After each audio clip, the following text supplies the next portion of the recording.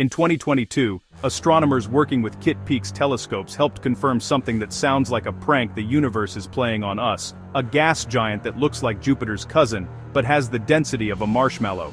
Tuai 3757b sits roughly 580 light-years away, and the wild part is not that it is big, it is that it is fluffy. It is a little bigger than Jupiter in radius, yet far lighter than you would expect for something in that size class. The best comparison scientists kept repeating was literally marshmallow.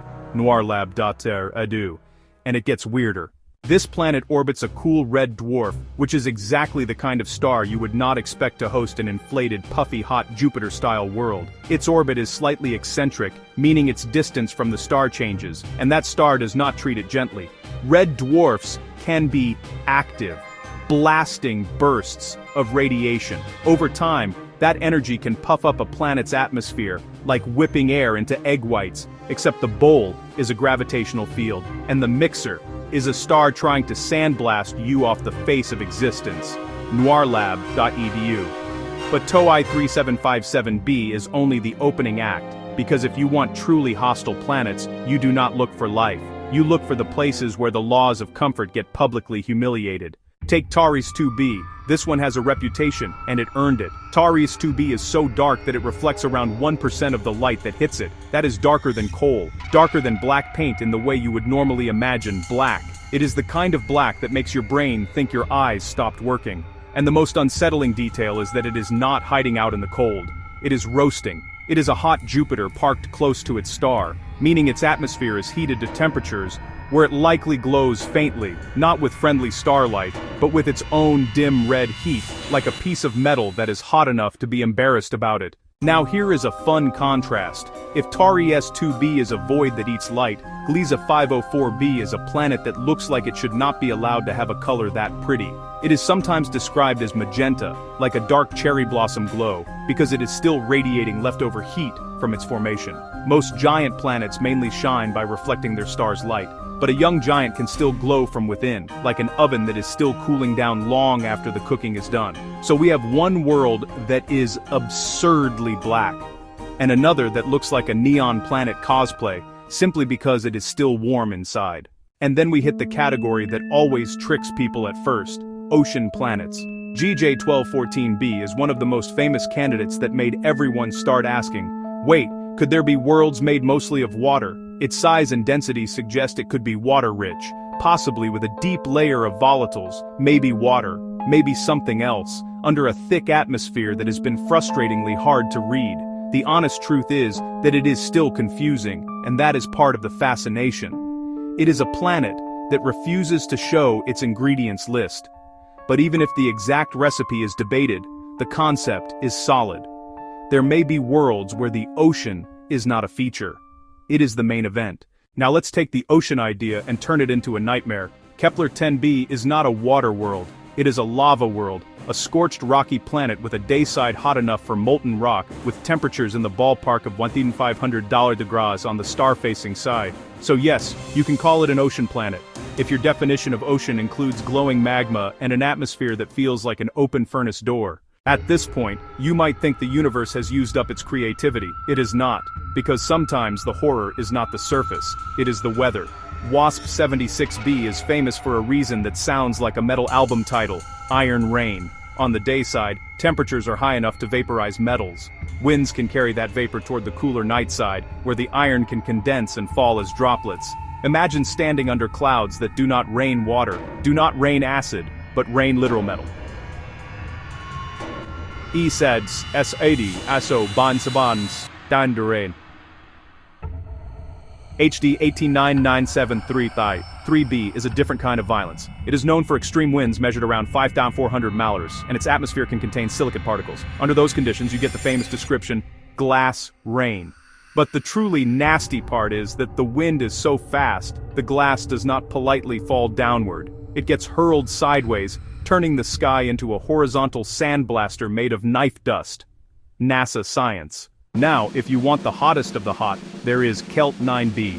This planet is so intensely heated that its atmosphere is being broken apart. We are talking temperatures comparable to the surface of some stars. It is one of the few planets that makes you feel like the phrase planet is being used out of habit.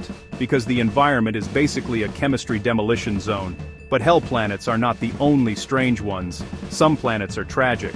WASP 103b is a hot Jupiter so close to its star that tidal forces distort it into an oval, rugby ball-like shape, not kind of squished, but measurably deformed. It is being pulled into a shape that looks like it is trying to escape its own gravity. That whole class of worlds exists in a constant tug-of-war. The star pulls, the planet resists. The result is stress, heat, distortion, and in some cases, the slow loss of atmosphere. Planets can genuinely be worn down by their stars, not in a dramatic explosion, but in a long, humiliating unraveling.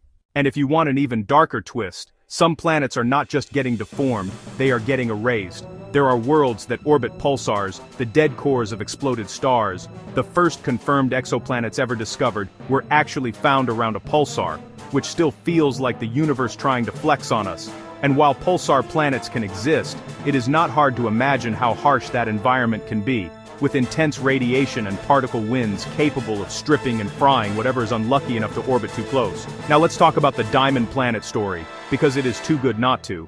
PSR J11719-1438b is a pulsar planet, widely described as being composed largely of crystalline carbon, basically an ultra-dense object that could be diamond-like in composition. It is not a glittery jewel floating in space like a fantasy prop, but it is a real example of how bizarre matter can become when you take a dead star's leftovers and compress them into something planet-sized. So far, everything I have described is hostile, but still, normal in one way. They orbit stars. Now remove the star. There are planetary mass objects that roam without a host star, or at least appear free-floating for long stretches. One famous example often discussed is OTS-44, a planetary mass object in a star-forming region, sitting right on that blurry border between planet and failed star. It is a reminder that the universe can make planet mass bodies the way it makes stars, by collapse, not by slow assembly. Wikipedia. Which brings us to the final vibe shift. After all these nightmare worlds, you would expect the story to end with, space is terrifying, but space also has a strange habit of surprising us in the opposite direction. In early 2023, the James Webb Space Telescope confirmed its first exoplanet, LHS 475b. It is almost exactly Earth-sized. That does not mean it is Earth-like, but it does mean something important. We are now in the era where Webb can help characterize small rocky worlds, not just giant gas monsters. And that is the part that makes all of this feel like it is accelerating. Because the more we look, the less one-size-fits-all the universe becomes. Some planets are blacker than coal, some glow pink from leftover heat, some rain iron, some throw glass sideways at hypersonic speeds, some get squashed into rugby balls by gravity, some might be made of crystalline carbon around dead stars, and some are so fluffy they barely feel real, like 2I3D757b, the marshmallow giant. So, if you are searching for where to look for hell, the answer is pretty much anywhere, as long as you are willing to accept that hell can be molten, frozen, metal, glass, dark, glowing, or literally being pulled apart molecule by molecule. And the best part is, we are still early. We have found thousands of exoplanets so far, but that is not the scary number. The scary number is how many we have not found yet. Because the universe is not just bigger than we thought, it is weirder than we thought, and it is not done showing off.